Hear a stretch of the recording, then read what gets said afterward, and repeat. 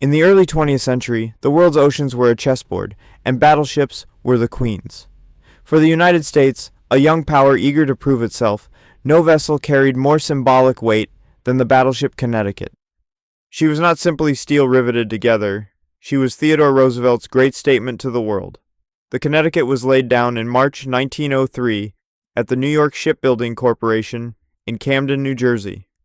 At the time, American naval construction was exploding. Congress, pushed by Roosevelt, authorized ever larger battleships to rival those of Britain, Germany, and Japan. When she was launched on September 29, 1904, and commissioned on September 29, 1906, she was hailed as the most advanced U.S. battleship yet built. Displacing over 16,000 tons, she was a marvel of firepower and armor. 4 massive 12-inch guns in twin turrets, supported by 8 8-inch guns, 12 7-inch guns, and a secondary swarm of 3-inch and 3-pounder weapons. She also carried 4 21-inch torpedo tubes, giving her a hidden punch beneath the waterline, a weapon few pre-dreadnoughts of the time could claim to wield effectively. Her armor belt was 11 inches thick, enough to resist most contemporary shells, and her engines pushed her to 18 knots, fast enough to keep pace with the world's best. But just as she entered service, everything changed. The British launched HMS Dreadnought, the revolutionary all-big-gun battleship, in 1906.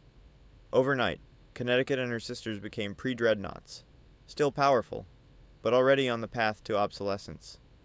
Yet Roosevelt knew one thing: Connecticut would serve not on the battlefield, but in the theater of diplomacy. On December 16, 1907, Connecticut led 15 other battleships out of Hampton Roads, Virginia. Painted a brilliant white with gilded scrollwork on her bow, she was the flagship of the Great White Fleet, Roosevelt's audacious show of American sea power.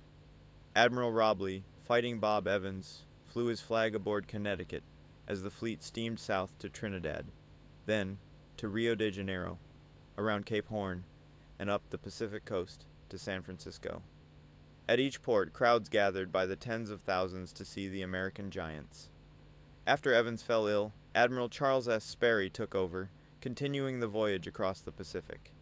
Sydney, Auckland, Manila, Yokohama all saw Connecticut at the head of the American line. When the fleet entered Tokyo Bay, it was a moment of immense symbolism. Just 2 years earlier, Japan had defeated Russia at sea. Now, America showed it too, could project a battle fleet across the Pacific. By the time Connecticut and her fleet mates returned in February 1909, they had steamed 43,000 miles and visited 6 continents.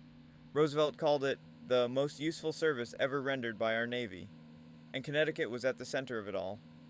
After the triumph of the World Cruise, Connecticut settled into a quieter but important role. She became a training ship for midshipmen and new sailors, ensuring the Navy had skilled crews for the modern fleet. She also embodied Roosevelt's big stick diplomacy. The U.S. frequently intervened in the Caribbean and Central America to protect its interests. Connecticut cruised these waters, showing the flag and providing a constant reminder of American power. By the time the United States entered World War I in 1917, Connecticut was no longer considered frontline material. The Navy now fielded more modern dreadnoughts, and the pre-dreadnoughts were relegated to secondary duties. But Connecticut still played her part. She trained thousands of sailors, men who would go on to crew destroyers, cruisers, and transports in the dangerous U-boat-infested waters of the Atlantic.